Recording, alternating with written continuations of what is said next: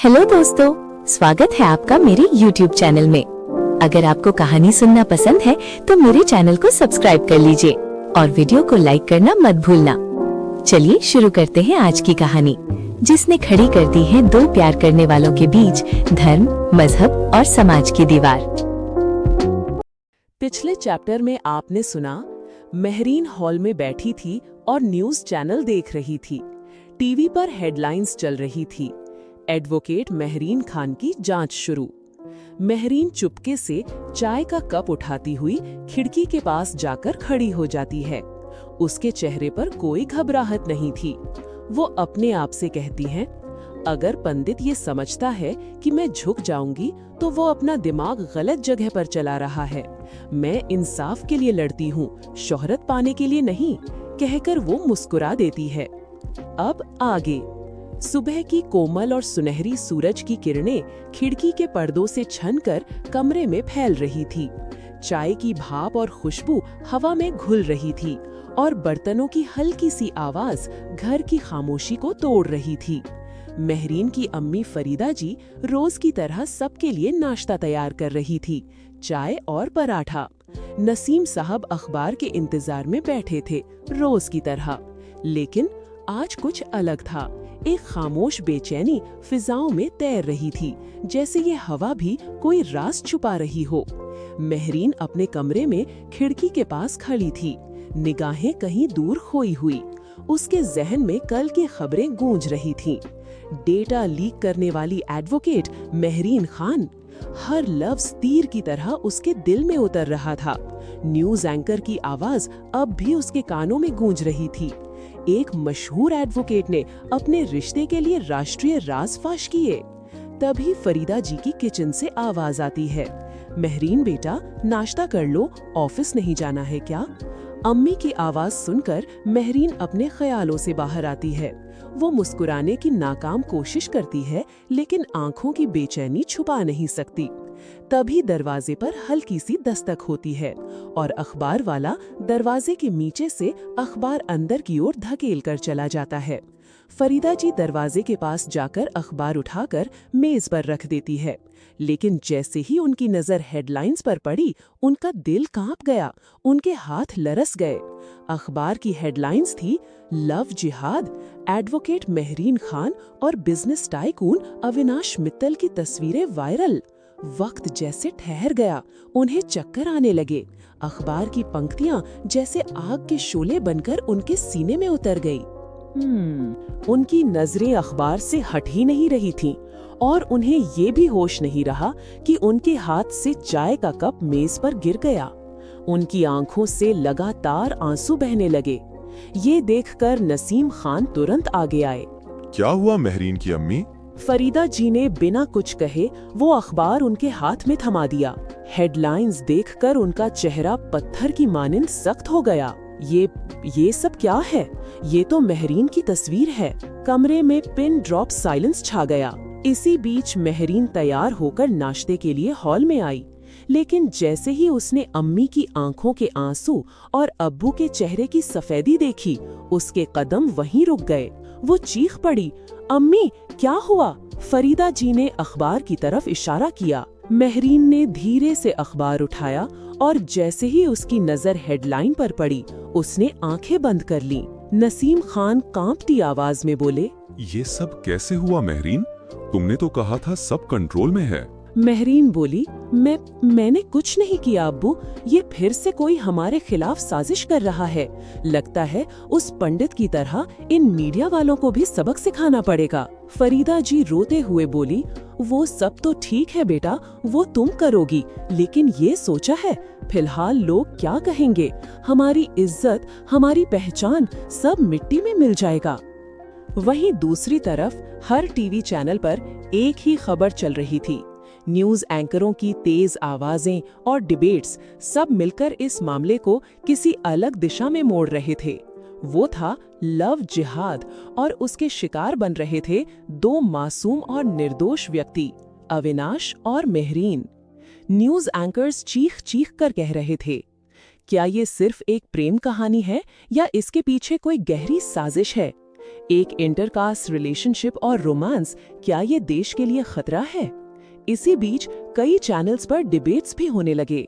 ये interfaith relationship का नया चेहरा है या मोहब्बत के पर्दे में एक खतरनाक खेल? सोशल मीडिया पर हैशटैग्स ट्रेंड कर रहे थे। हैशटैग लव जिहाद, hashtag Mehreen Avinash scandal, hashtag Mehreen Avinash truth और ट्रैप। महरीन और अविनाश का नाम अब हर जुबान पर था, लेकिन इज्जत के बजाय तंज और नफरत के साथ।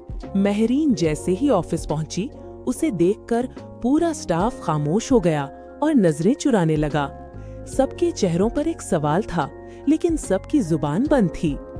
कुछ देर तक महरीन ने सबकी तरफ देखा, मुस्कुराई और अपनी केबिन की तरफ बढ़ने लगी। जैसे ही वो केबिन में पहुंची, एक जूनियर स्टाफ मेंबर अंदर दाखिल हुआ। मैम, आपने देखा, ये है सुबह की हेडलाइंस। महरीन ने उसकी तरफ ठंडी निगाहों से देखते हुए कहा, आज मेहरा एंटरप्राइज की तारीख है, कोर्ट जाना है। तुमने केस की तैयारी पूरी कर ली है ना? जी मैम, कहकर वो बाहर चला गया। महरीन अपनी कुर्सी से उठकर खिड़की के पास जाकर खड़ी हो गई। आसमान की तरफ देखते हुए उसने कहा, सच्ची मोहब्बत करने की इतनी बड़ी सजा दे रहे हो तुम। वहीं रिसेप्शन पर फोन की घंटी बजी। रिसेप्शनिस्ट ने फोन के रिसीवर को कान पर लगाया। Good morning, Mehreen Khan office. सामने से जो कहा गया वो सुनकर रिसेप्शनिस्ट का चेहरा उतर गया। वो बोली, जी समझ सकती हूँ सर। जी, आप कह रहे हैं तो अपॉइंटमेंट कैंसिल कर देते हैं। एक कॉल खत्म नहीं हुई कि दूसरी कॉल, फिर तीसरी कॉल, इस तरह लगातार कॉल आ रहे थे। ये सिलसिला काफी देर तक चलता रहा। रिसेप्शनिस्ट घबरा गई। वो महरीन के केबिन और दौड़ी और दरवाजा खटखटाया। मैम, सब क्लाइंट्स ने आज की मीटिंग्स कैंसिल कर दी हैं। कह रहे हैं वो किसी विवादास्पद वकील के साथ काम नहीं करना चाहते। ये शब्द महरीन के दिल को चीर गए। अपने सामने पड़ी फाइल को उसने बंद किया। दीवार पर टंगे उन अवार्ड्स को देखा। Best young lawyer of the year, justice award 2022, woman of justice. ये सारे अवार्ड्स उसको मजाक लग रहे थे। वहीं दूसरी तरफ बाहर मोहल्ले की औरतें आपस में छुप छुप कर बातें कर रही थीं। अरे, वो नसीम खान की बेटी को देखो, टीवी पर आज उसके बारे में न्यूज आ रही थी। हाँ, वही जो एक गैर मुस्लिम लड़के के साथ है। उधर नसीम खान जब बाहर निकले तो उनके पुराने दोस्त नजरें चुराकर बाजू से निकल गए। किसी ने कोई बात नहीं की। इसी बीच फरीदा जी अपने कमरे की बालकनी में खड़ी थी। गली में जो लड़के क्रिकेट खेल रहे थे वो उनकी तरफ देखकर हंस रहे थे और दूसरी गली में जाकर खेलने लगे। शाम का वक्त, महरीन घर लौट चुकी थी। घर में अजीब सी खामोशी थी। सब लोग रात के खाने के लिए डाइनिंग टेबल पर जमा थे। कोई ठीक से नहीं खा रहा था। नसीम खान का चेहरा बुझे हुए चिराग की तरह लग रहा था। तभी फरीदा जी कहती है, बेटा अब क्या होगा? महरीन ने प्लेट में पड़ी रोटी की तरफ देखा, फिर धीरे से बोली, सब मेरी वजह से हो रहा है अम्मी। मेरी वजह से आप लोगों को बदनामी का मुंह देखना पड़ रहा है। तभी नसीम खान के मोबाइल पर एक कॉल आया। नसीम खान ने फोन उठाया। दूसरी तरफ स्कूल का प्रिंसिपल था, उसी स्कूल का जहां से नसीम खान रिटायर हुए थे। कॉलेज में कल एक फंक्शन रखा गया था जहां नसीम खान बतौर चीफ गेस्ट आमंत्रित थे। फोन उठाते ही दूसरी ओर से आवाज आई, सर, हमें अफसोस के साथ कहना पड़ रहा है कि कल का आपका लेक्चर कैंसिल करना पड़ेगा। हालात थोड़े सेंसिटिव हैं। नसीम साहब ने खामोशी से फोन रख दिया। उनका चेहरा शिकस्त से भरा हुआ था। ये देखकर महरीन का दिल टूट गया। कुछ पल खामोश रहने के बाद उसने धीमी लेकिन मजबूत आवाज में कहा, आज के बाद मैं अविनाश को मेरी जिंदगी से दूर कर दूंगी, हमेशा के लिए, और ये मेरा आखिरी फैसला है। ये सुनकर फरीदा जी चौंकी और नसीम खान की आंखों में आंसू आ गए। बाहर बादल घने होने लगे थे, जैसे आसमान खुद भी रोना चाह रहा हो। एक तूफान गुजर चुका था, लेकिन एक और तूफान आने वाला था। दूसरे दिन सुबह का वक्त, महरीन हॉल में सोफा पर बैठी कुछ सोच रही थी। नसीम खान चाय पी रहे थे। तभी डोरबेल बजी। महरीन ने दरवाजे की तरफ देखा और आगे बढ़कर दरवाजा खोला। महरीन ने दरवाजा खोला और सामने देखा तो वो चौंक गई। दरवाजे पर अविनाश खड़ा था। कुछ पल दोनों एक दूसरे को देखते रहे। तभी अविनाश चुप्पी तोड़ते हुए बोला, मैंने तुम्हें फोन किया था, लेकिन तुमने फोन नहीं उठाया। महरीन ने गंभीर स्वर में कहा, क्योंकि मुझे तुमसे बात नहीं करनी थी। मैं एक स्कैंडल बन गई हूँ, मैं लव जिहादी बन गई हूँ।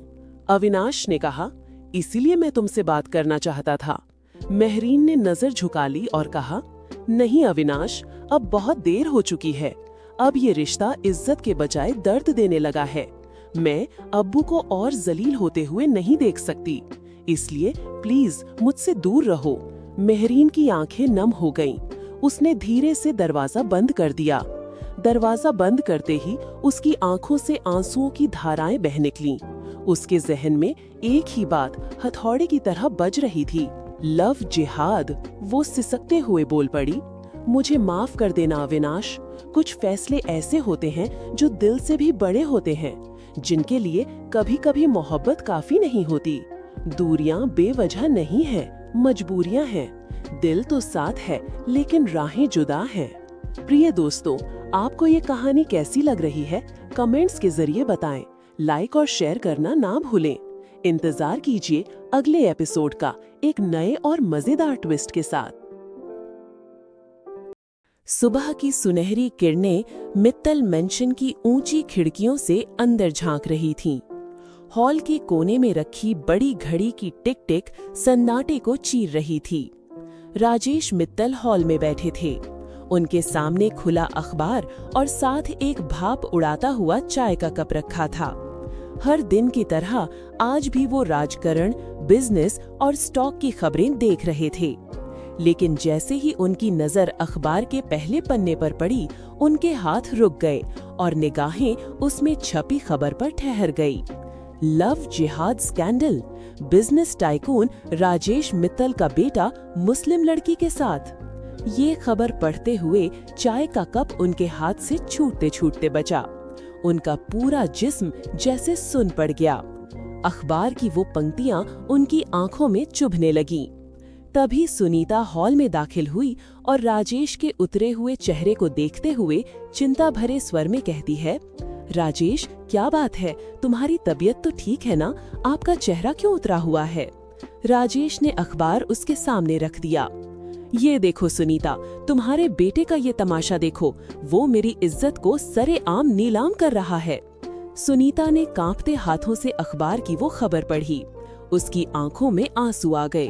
वो नम आंखों से बोली, महादेव, ये अविनाश और महरीन, मगर ये कैसे मुमकिन है? वो मुस्लिम लड़की है और हमारा समाज उसे कभी भी एक्सेप्ट नहीं करेगा। राजेश भड़क कर बोला, ये सब उस लड़की की चाल है। मैं जानता था वो लड़की हमारे घर की इज्जत ले डूबेगी। और मीडिया को देखो कैसे मेरी इज्जत की धज्जियां उड़ा रहे हैं। पास खड़े घर के नौकर चुपचाप एक दूसरे की तरफ देख रहे थे। फिर सुनीता राजेश को समझाते हुए कहती है, राजेश, पहले अविनाश से बात तो कर लीजिए, शायद कोई गलत फहमी हो। राजेश ने अखबार मरोड़ कर फेंका और गुस्से में बोला, कोई गलत फहमी नहीं है, छोटा बच्चा नहीं है वो, सब जानता है, फिर भी अनजान बनकर घूम रहा है। फिलहाल उसके दिमाग में मोहब्बत और इश्क घुस गई है। उन्होंने मोबाइल उठाया और ड्राइंग रूम की तरफ बढ़ गए। ड्राइंग रूम में पहुंचकर राजेश उस अखबार की हेडलाइंस को फिर से पढ़ने लगा। लव जिहाद स्कैंडल, मित्तल परिवार का वारिस विवादों के घेरे में। ये शब्द उनके दिल में तीर बनकर चुभने लगे। ड्राइंग रूम की फिजाओं में गुस्सा और शर्मिंदगी तैरने लगी। ये सब क्या है? क्या अविनाश को मित्तल परिवार की इज्जत की जरा भी परवाह नहीं? मित्तल परिवार कोई आम परिवार नहीं है। ये सब सोचकर वो बेचैन हो उठे। अपनी कुर्सी से उठकर वो धीरे से खिड़की की ओर बढ़ने लगे। बाहर लॉन में धूप फैली हुई थी। उन्हें अपने पिताजी की कही गई एक बात याद आ गई। राजेश, समाज में अपनी इज्जत बनाने में बरसों लग जाते हैं, लेकिन गंवाने के लिए सिर्फ 1 सेकंड ही काफी है। उन्होंने कांपते हाथों से फोन उठाया और अविनाश का नंबर डायल किया। अविनाश के फोन उठाते ही वो जख्मी शेर की तरह दहाड़े।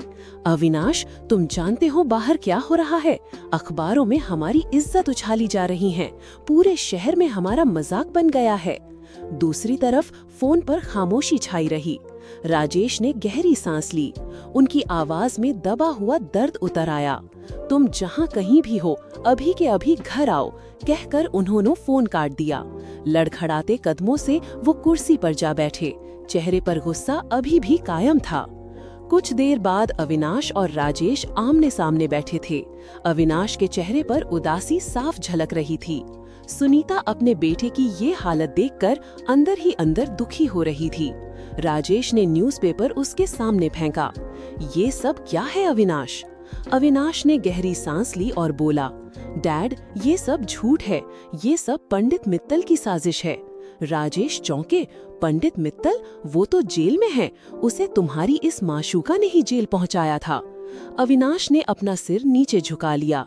डैड, उस पंडित मित्तल की वजह से मुझे एक रात पुलिस हिरासत में रहना पड़ा था और सारे सबूत मेरे खिलाफ थे।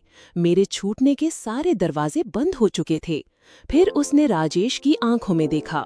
तब यही महरीन है जिसे आप मेरी माशूका कह रहे हैं। उसी ने मुझे भरी अदालत में निर्दोष साबित किया और उस मक्कार और चालबाज पंडित मित्तल को सजा दिलवाई थी। फिर अपनी बात आगे बढ़ाते हुए वो बोला, और उसी पंडित मित्तल के आदमी आपको, मुझे और महरीन को बदनाम कर रहे हैं। उन्होंने इस मीडिया को खरीद लिया है। राजेश ने गुस्से और हैरानी के साथ कहा, लेकिन ये सब क्यों कर रहा है वो? अविनाश ने कहा, सिर्फ इसलिए कि मैं महरीन से मोहब्बत करता हूँ। राजेश की आंखें लाल हो गईं।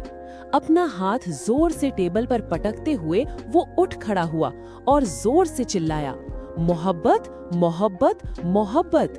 वो इसलिए नहीं कर रहा कि तुम महरीन से मोहब्बत करते हो, बल्कि इसलिए कि तुम एक मुस्लिम लड़की से मोहब्बत कर बैठे हो। ये देखकर सुनीता रोने लगी।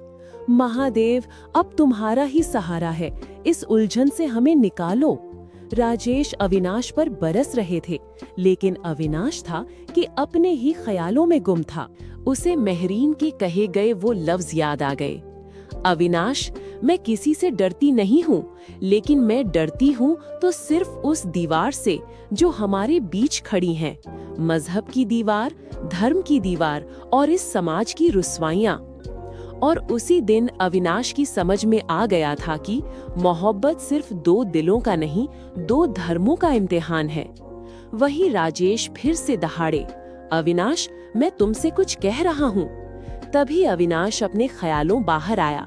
राजेश कह रहे थे, तुम देख रहे हो ना, महरीन और पंडित की वजह से हमारी कितनी बदनामी हो रही है, और तुम अब भी कह रहे हो कि तुम्हें वही लड़की चाहिए। अविनाश की आंखें नम हो गईं। वो रोंधे गले से बोला, हाँ डैड, मुझे सिर्फ महरीन चाहिए। राजेश अपनी आंखें बंद करते हुए कहते हैं, ये मोहब्बत नहीं, बगावत है। उसी दिन शाम का वक्त, राजेश अपने कमरे में बेड पर बैठे थे। उनके दिल में एक अजीब सी घुटन थी। वहीं सुनीता कमरे की बालकनी में खड़ी थी। उसके दिल में भी अंधेरा छाया हुआ था। उनके चेहरे पर चिंता और माँ की ममता साफ देखी जा सकती थी। तभी राजेश भी बालकनी में आकर उसके पास खड़े हो गए। सुनीता ने उनकी ओर देखते हुए कहा, आपने सुना जो अविनाश ने कहा? राजेश ने नजरें चुरा लीं। वो खुद भी इसी कश्मकश में उलझे हुए थे। उन्होंने कहा, हाँ मैंने सुना, लेकिन इसका मतलब ये बिल्कुल भी नहीं है कि मैं उसे वो सब करने दूंगा जो वो चाहता है। ये रिश्ता कभी नहीं हो सकता। उसने हद पार कर दी है। क्या उसके लिए परिवार की इज्जत से बढ़कर मोहब्बत है? सुनीता ने पलटकर उनकी तरफ देखा। उनका चेहरा आंसुओं से भीगा हुआ था। वो दर्द भरी आवाज में कहती हैं, आपने हमेशा इज्जत की बात की, लेकिन क्या कभी दिल की इज्जत के बारे में सोचा? वो बेटा जो कभी आपसे नजरें नहीं मिलाता था, वो आज आपसे बगावत कर रहा है। राजेश खामोश रहे। सुनीता ने अपनी बात आगे बढ़ाई। मोहब्बत करना जुर्म नहीं है राजेश। मजहब अलग हो सकता है मगर दिलों का रंग एक होता है। मेहरीन अच्छी लड़की है, वो अविनाश का सुकून है। आपने देखा था ना, जब अविनाश को पुलिस पकड़कर ले गई थी तब वही उसके आगे ढाल बनकर खड़ी थी और उसे छुड़ा कर ले आई थी, और आप उसके दिल के सुकून से उसे महरूम कर रहे हो। बाहर आसमान पर चांद मुस्कुरा रहा था। राजेश ने आसमान की ओर देखा, फिर बोले, तुम्हें क्या लगता है मैं अपने बेटे का दुश्मन हूँ? मैं भी अपने बेटे को उतना ही चाहता हूँ जितना तुम। कुछ सोचने के बाद वो बोले, तुम्हारे दिल की आवाज मैंने सुन ली, लेकिन इस समाज को चुप कराना इतना आसान नहीं है। सुनीता ने कहा, अब वक्त बदल गया है राजेश, हम 21वीं सदी में जी रहे हैं। वक्त के साथ हमें भी बदलना चाहिए। राजेश धीरे से बोले, मुझे सोचने के लिए कुछ वक्त दो। कमरे में खामोशी छा गई। दोनों अपनी अपनी सोच में गुम हैं। इधर राजेश का नजरिया बदल रहा है और उधर दूसरी तरफ टीवी पर ब्रेकिंग न्यूज आ रही थी।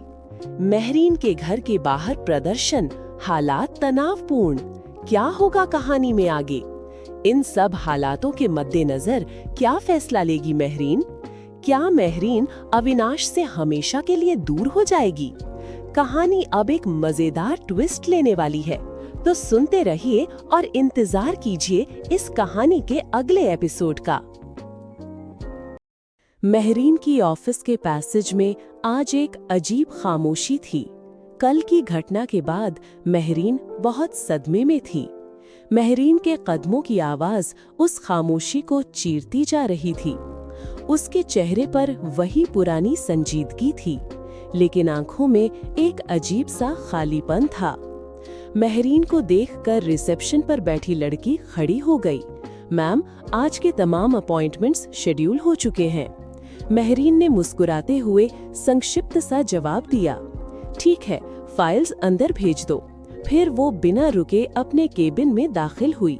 दीवार पर लटकी घड़ी की सुइयां जैसे वक्त का जख्म गिन रही थीं। टेबल पर पड़ी फाइल्स, पेन, लैपटॉप, सब कुछ वैसा ही था, लेकिन मेहरीन के अंदर की दुनिया बदल चुकी थी।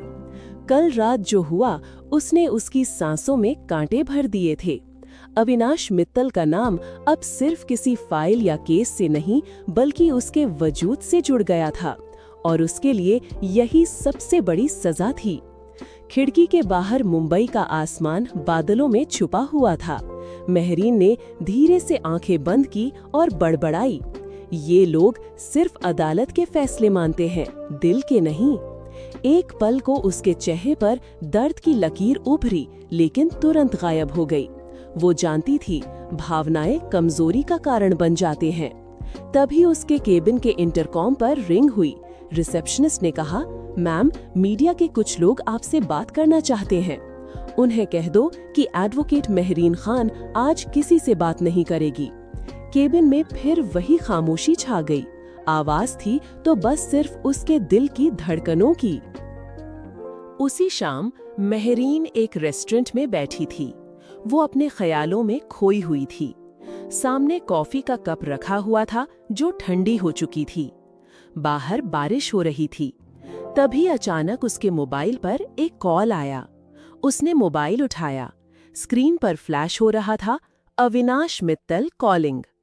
कुछ देर वो मोबाइल स्क्रीन को देखती रही और बुझे मन से मोबाइल को फिर से केबल पर रख दिया। नम आंखों से वो खिड़की के बाहर देखने लगी। बाहर गाड़ियां तेजी से गुजर रही थीं, मानो कह रही हों कि वक्त किसी का इंतजार नहीं करता, वक्त इस ट्रैफिक की तरह दौड़ता रहता है। तभी वहां वेटर आया। मैम, आपकी कॉफी ठंडी हो गई है, दूसरी ले आऊं? मेहरीन ने ना में सर हिलाया और उसे जाने का इशारा किया। वेटर ने सिर झुकाया और वहां से चला गया। वो इसी तरह काफी समय तक बैठी रही, अपने दिल के शोर में गुम सी। उसी शाम मेहरीन हॉल में बैठी थी। घर के टीवी पर नीचे की तरफ एक बार फिर खबरों की पट्टी दौड़ रही थी। एडवोकेट मेहरीन खान और अविनाश मित्तल के रिश्ते पर माहौल गरमाया। अम्मी फरीदा जी फिर से ये खबर देखकर परेशान हो उठती हैं। उनकी आंखों में परेशानी साफ झलक रही थी। महरीन रिमोट उठाकर तुरंत टीवी बंद कर देती हैं। फरीदा जी महरीन से कहती हैं, बेटा अब तो मोहल्ले वाले भी तरह तरह की बातें कर रहे हैं। कहते हैं तुमने मजहब के खिलाफ कदम उठाया है। महरीन ने नजरें झुका लीं। अम्मी, मैंने कोई गुनाह नहीं किया और ना ही मजहब छोड़ा है। मैंने बस मोहब्बत की है और मोहब्बत करना कोई गुनाह नहीं है। उसके कहे ये शब्द जैसे उन दीवारों में गूंजने लगे। फरीदा जी चुप हो गईं, लेकिन उनकी आंखें भीग गईं। नसीम खान ने नरमी से कहा, महरीन की अम्मी, सब्र करो। वक्त हर जख्म का मरहम होता है। ये वक्त भी गुजर जाएगा। शायद ये हमारी परीक्षा की घड़ी है। महरीन चुपचाप अपने कमरे की ओर जाने लगी। कमरे में आकर उसने खिड़की खोली। बाहर शहर अपनी रफ्तार से दौड़ रहा था। वो अपने आप से कहती है, काश मैं इस शहर से कहीं दूर चली जाऊं, जहां न मीडिया वाले हों और ना ही किसी तरह की राजनीति और ना अविनाश मित्तल। रात का वक्त। चौपाटी। महरीन चौपाटी के समंदर किनारे एक पत्थर पर अकेली बैठी थी। समंदर की लहरें पत्थरों से टकरा रही थी। उसके कदमों के निशान पानी के बहाव से मिट रहे थे। आसमान पर बादल छाए हुए थे। ठंडी हवा बह रही थी। महरीन से बाल हवा से उड़कर उसके चेहरे को ढक रहे थे। महरीन ने अपना मोबाइल निकाला और मोबाइल में अविनाश के पुराने मैसेजेस पढ़ने लगी। मैं तुम्हें मिस कर रहा हूँ। तुम मेरी दुनिया हो।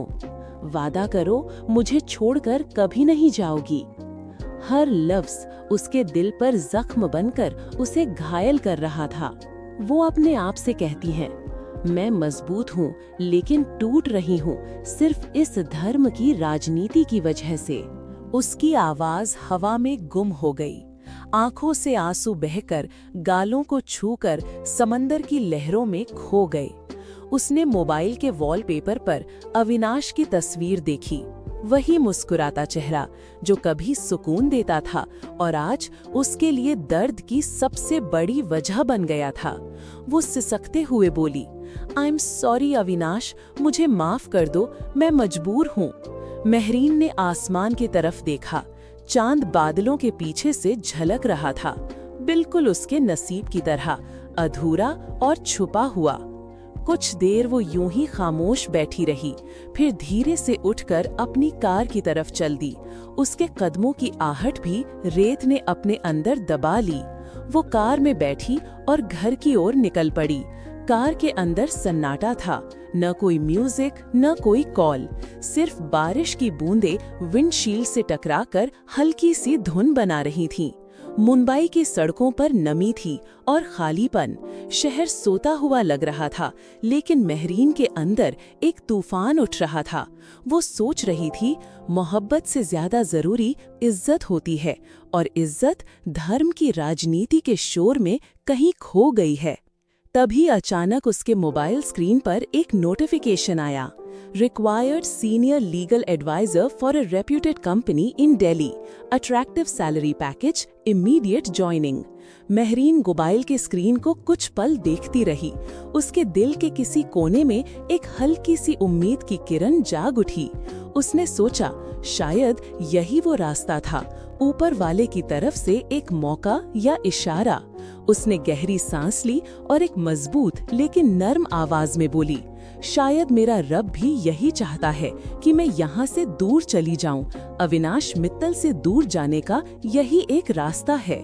इन शब्दों ने उसका हौसला बढ़ाया और इसके साथ उसके चेहरे पर सुकून आ गया। उसने कार की स्पीड थोड़ी कम कर दी। बारिश अब तेज हो गई थी, लेकिन हर बूंद जैसे उसके हौसले को बढ़ा रही थी। उसके चेहरे पर अब आंसू नहीं थे, दिल में एक जज्बा और एक नया इरादा था। घर के बाहर पहुंचकर उसने कार रोकी। उसने आसमान की तरफ देखा और दिल ही दिल में कहा, बस अब और नहीं भागना, अब नई मंजिल की तरफ बढ़ना है। कमरे में पहुंचकर उसने लैपटॉप खोला और उस ईमेल पर अप्लाई नाउ क्लिक कर दिया। कीबोर्ड पर उंगलियां तेजी से चलने लगी। उसकी आंखों में एक अजीब सी चमक थी। उम्मीद और दर्द के बीच उभरता एक नया जज्बा था।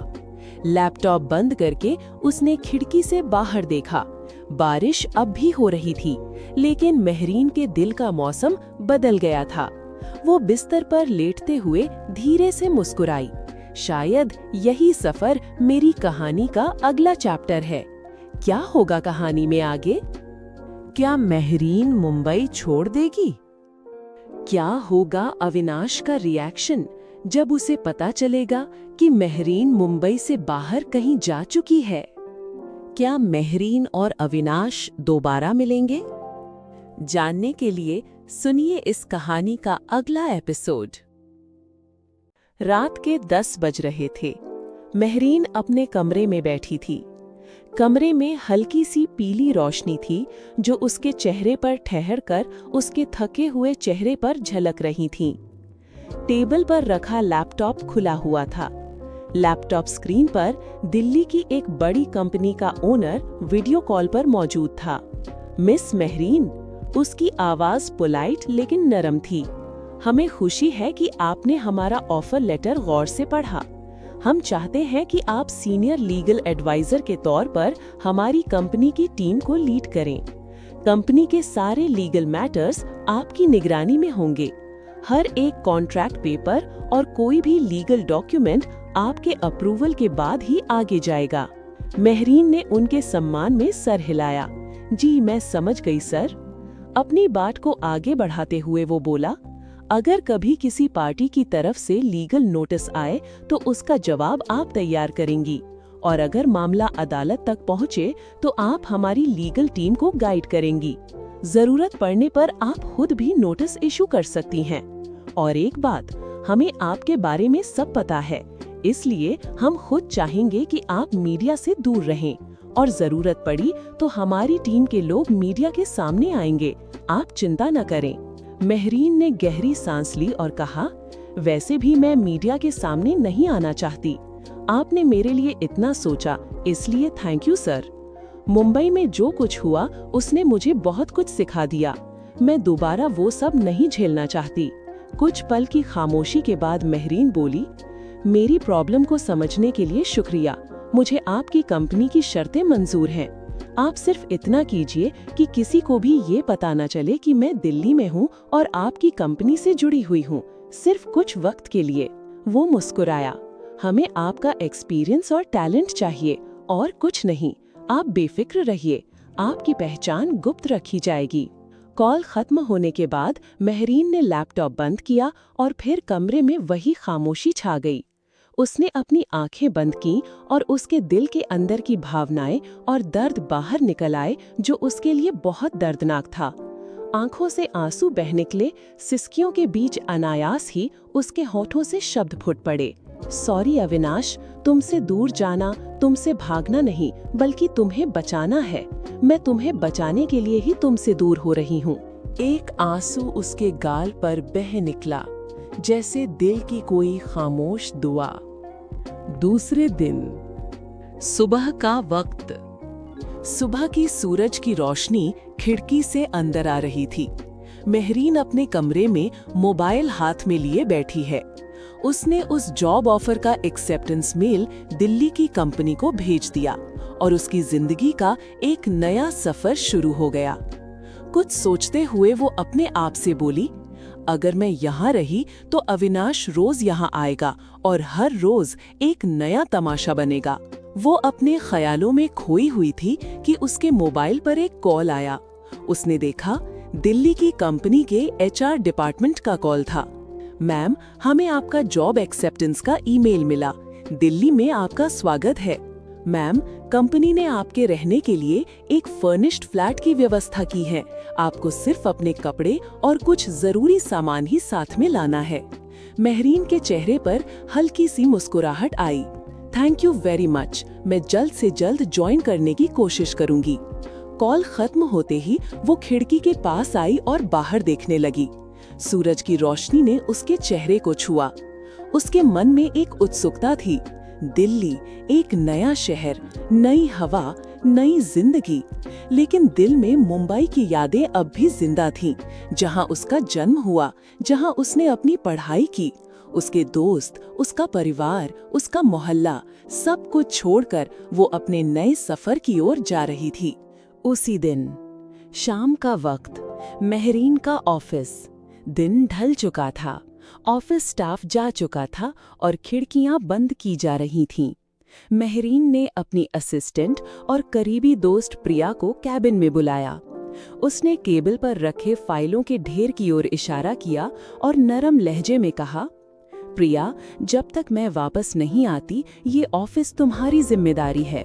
कोई भी परेशानी हो तो मुझे कॉल कर लेना, मैं तुम्हें अपना नया नंबर दूंगी। लेकिन याद रखना, किसी को ये नहीं पता चलना चाहिए कि मैं कहाँ हूँ, खास तौर पर अविनाश को। प्रिया चौंक गई।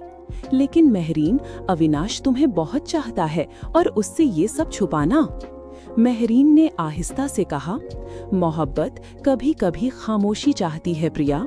मैं अगर यहाँ रही तो उसकी और मेरी जिंदगी फिर विवादों में घिर जाएगी। मैं उससे दूर जा रही हूँ ताकि वो सुरक्षित रहे। प्रिया की आंखों में आंसू आ गए। लेकिन तुम्हारे बगैर ये ऑफिस बहुत सूना लगेगा। मेहरीन मुस्कुराई, मगर वो मुस्कुराहट अधूरी थी। कुछ वक्त की बात है प्रिया, मैं तुम पर भरोसा करती हूँ, इसीलिए तुम्हें ये जिम्मेदारी दे रही हूँ। तुम मेरी दोस्त भी हो और मेरा सहारा भी। प्रिया उदास मन से बोली, ठीक है, मैं यहाँ सब संभाल लूंगी। प्रिया से बात करने के बाद मेहरीन अपने घर वापस आ गई थी। वो अपने कमरे में बेड पर लेटी हुई थी और छत को घूर रही थी। कुछ देर बाद वो उठी और उसने अपने मोबाइल से पुराना सिम कार्ड निकाला और नया सिम कार्ड डाला। फिर एक गहरी सांस लेते हुए बड़बड़ाई, मेरा नंबर बदला है, नियत नहीं। तुम हमेशा मेरे दिल में रहोगे अविनाश। फिर अलमारी खोलकर सूटकेस में अपने कपड़े और जरूरी सामान रखने लगी। सूटकेस पैक करने के बाद वो खिड़की के पास आई और बाहर झांकने लगी। बाहर ठंडी हवाएं चल रही थीं। दूर चांद अपनी मध्यम रोशनी बिखेर रहा था, जैसे कह रहा हो, डरो मत, ये नया सफर तुम्हारा इम्तिहान नहीं, तुम्हारी आजादी है। मेहरीन ने सोचा, कल सुबह एक नई जिंदगी की शुरुआत होगी। तभी अचानक उसके मोबाइल पर फेसबुक मैसेंजर का नोटिफिकेशन आया। उसने मैसेंजर ओपन किया। उसमें अविनाश का मैसेज था, मेहरीन, तुम्हारा फोन स्विच ऑफ आ रहा है, तुम ठीक हो? वो मैसेज पढ़ती रही और उस मैसेज को खामोशी से देखती रही। उसने अपने आंसुओं को रोकने की कोशिश की, लेकिन वो ऐसा ना कर सकी और उसकी आंखें बरस पड़ीं। फिर कुछ सोचते हुए उसने अविनाश का फेसबुक प्रोफाइल ब्लॉक कर दिया। कमरे में गहरी खामोशी छा गई। वहां अगर कुछ था तो वो था सिर्फ मेहरीन के दिल की धड़कनों का शोर। मेहरीन ने खिड़की से बाहर देखा। दूर आसमान पर सितारे चमक रहे थे। उसने आंखें बंद की और धीरे से कहा, तुमसे दूरी ही मेरा सवाल है और अब मेरा जवाब भी। अब मेहरीन ने मुंबई छोड़ने का मन बना लिया है। वो इस घुटन भरे माहौल से दूर जाना चाहती है। लेकिन अविनाश को जब पता चलेगा कि मेहरीन मुंबई छोड़कर कहीं चली गई है, तो वो मेहरीन को कैसे ढूंढेगा? क्या मेहरीन दिल्ली में सुरक्षित है? इन सभी सवालों के जवाब जानने के लिए सुनिए इस कहानी का अगला एपिसोड।